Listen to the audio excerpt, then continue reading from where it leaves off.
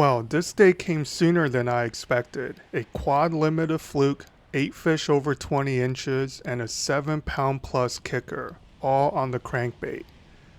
But first, I just want to thank everyone for your support on the virtual single jigging lesson. I very much appreciate it.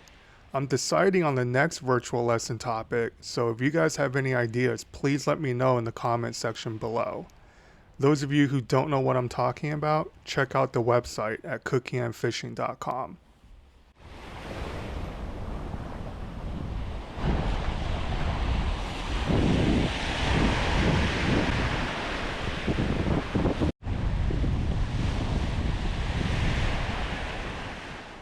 So as you see, I'm starting off throwing the Evergreen crossover once again, but later you'll see me make a change in the crankbait selection. The weather that day is what you call classic reaction bait conditions in freshwater bass fishing. Cloud cover, plenty of wind and wave action breaking the surface. Conditions that are conducive to fish feeling more secure venturing into the shallows to feed. Now I don't know if fluke played by the same rules, but they were certainly willing to eat a crankbait that day.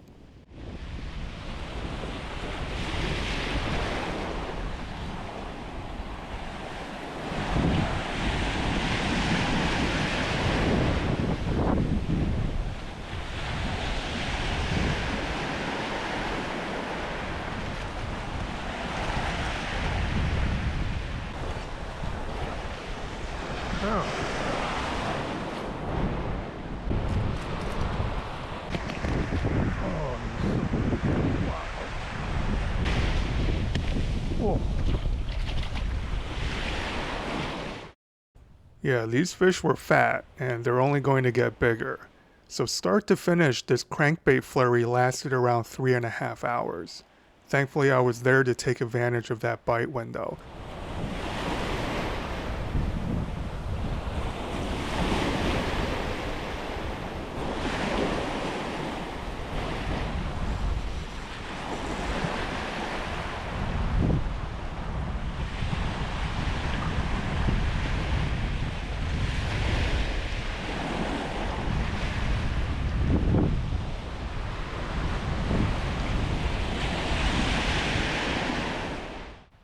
So the rod I'm using is the Daiwa Rebellion 7-foot medium glass composite rod, paired to my Zillion SVTW, PE 2.5 YGK 12-pound Sunline Sniper fluorocarbon as leader material, and I've become a big fan of this Rebellion glass rod. It's very light and crisp, yet it loads deep into the backbone on keeper-sized fish, which is important when you're dealing with treble hooks.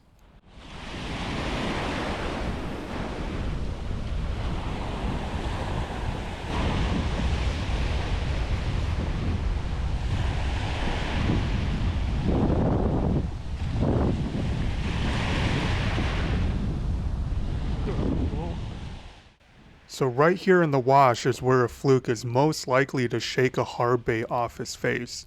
Treble hooks increase your hookup percentage, but unless you have the right gear, they can really harm your landing percentage.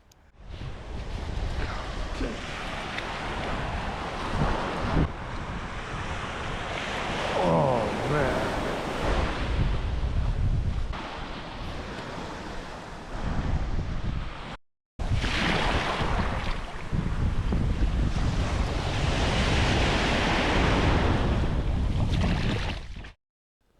So here I switched to the LC 1.5, a classic Lucky Craft square bill. Because I noticed the fish were being extremely aggressive, I can move this square bill a lot quicker than the Evergreen crossover, which is more of a finessey shad type crankbait. The square bill floats faster, deflects off bottom better, and has a more aggressive posture on the swim. I can cover water quicker and more efficiently with this LC 1.5 for sure.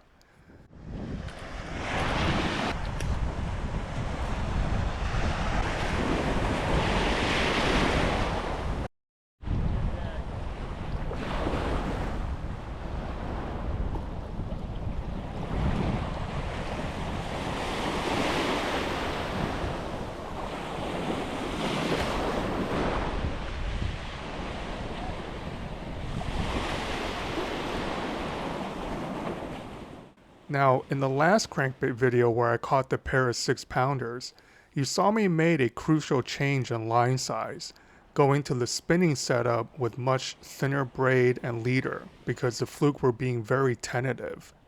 This trip is the opposite. The fish were slamming the crankbait, so I made a change to a more aggressive square bill to match their mood.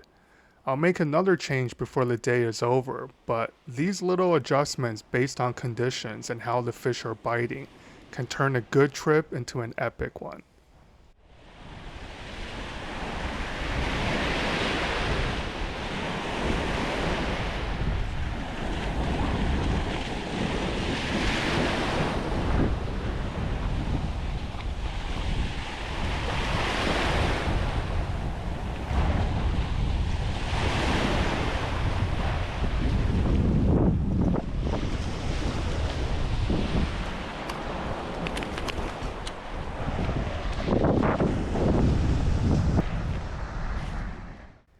Alright, so this looks a lot worse than it really is. This is the first fish that's managed to fully engulf a crankbait, and even so, no gill damage was done, not a drop of blood was shed.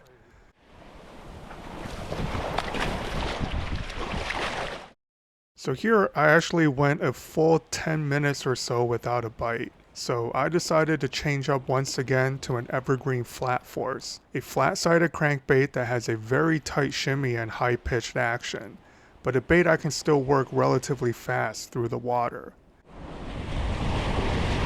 Oh, fuck, no. Now in terms of action, the flat force lies somewhere between the Evergreen crossover I started with and the LC 1.5 square bill. Once again, these are all baits I bought over the years for freshwater bass fishing, and many of them are getting wet for the first time in service to my crankbait fluke experiment.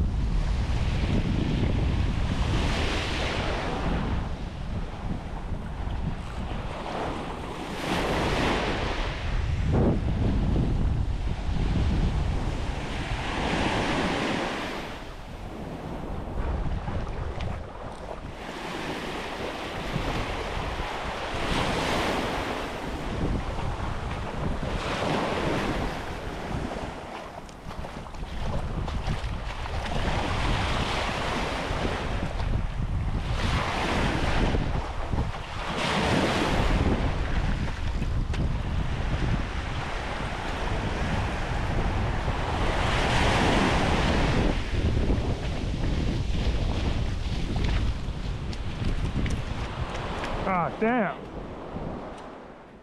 So there's a good example of keeping tension while waiting for the right wave to help you land a fish in the wash. This is the largest fluke so far that day, and it definitely gave me confidence in my bait selection.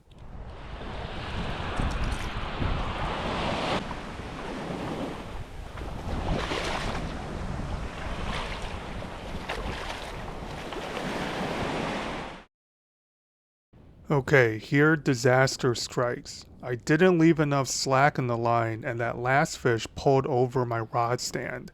Sand everywhere inside my reel, and normally an event like this would end my trip. But the crazy bite motivated me enough to MacGyver a pressurized water nozzle out of my water bottle, which by the way was the smartest idea I've had in a very long time. And it actually worked. Got all the sand out, but that reel is getting taken apart as soon as I get home for sure. Baitcasters are not made for sandy beaches. The level wine especially. A grain or two of sand in there and you're pretty much done. But this reel is back from the dead and ready for more action.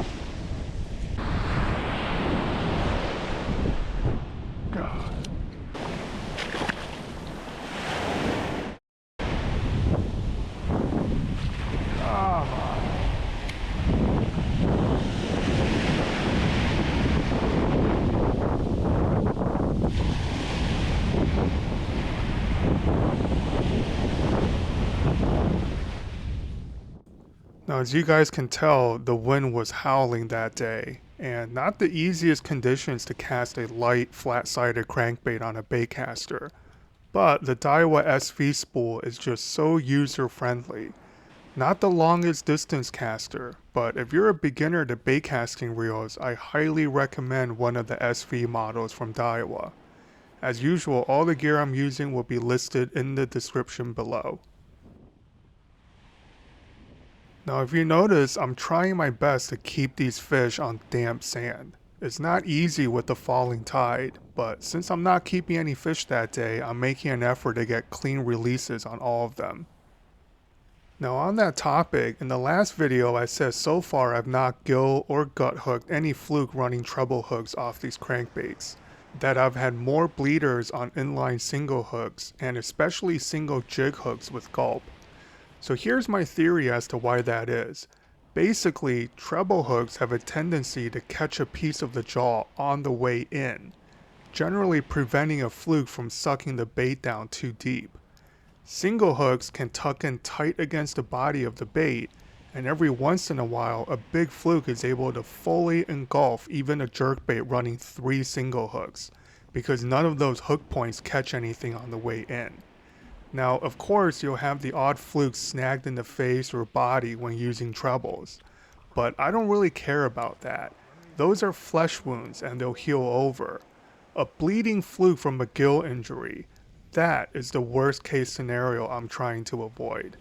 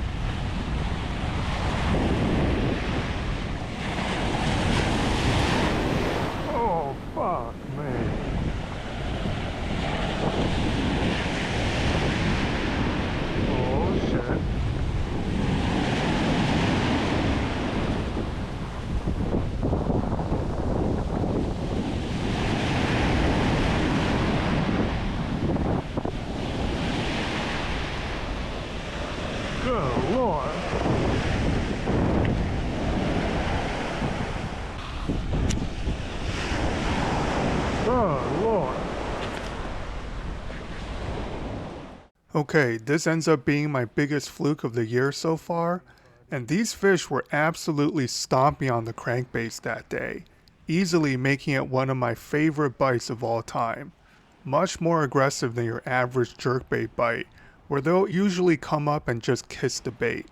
For whatever reason, they really hated this flat side, and nearly every fluke hit it like a freight train.